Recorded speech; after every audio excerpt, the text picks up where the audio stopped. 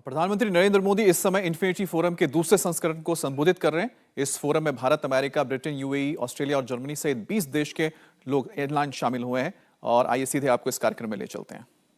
मजबूत होती अर्थव्यवस्था और पिछले 10 वर्षों में किए गए ट्रांसफॉर्मेटिव रिफॉर्म्स का रिफ्लेक्शन है। इन रिफॉर्म्स ने देश के इकोनॉमिक फाउंडेशन को सशक्त किया है।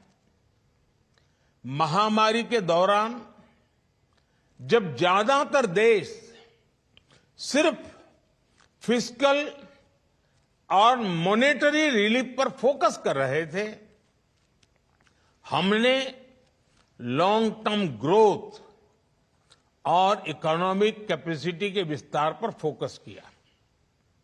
साथियों, हमारे सुधारों का एक महत्वपूर्ण लक्ष्य ये है कि ग्लोबल इकोनॉमी के साथ इंटीग्रेशन बढ़ाया जाए।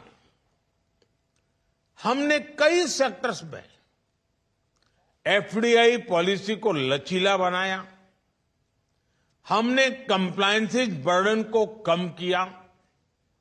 हमने 3 FTAs पर साइन किए और आज भी हम कई अहम कदम उठा रहे हैं। एक gift IFSCA Indian financial markets को ग्लोबल फाइनेंशियल मार्केट से इंटीग्रेट करने के लिए हमारे लार्जर रिफॉर्म्स का हिस्सा है। गिफ्ट सिटी की परिकल्पना एक ऐसे डायनेमिक इकोसिस्टम के रूप में की गई है जो इंटरनेशनल फाइनेंस के लैंडस्केप को रीडिफाइन करेगा। ये इनोवेशन, एफिशिएंसी और ग्लोबल कोलैबोरेशन के नए बेंचमार्क स्थापित करेगा। 2020 में international financial services centres authority की एक यूनिफाइड रेगुलेटर के तौर पर स्थापना इस यात्रा का महत्वपूर्ण लैंडमार्क है।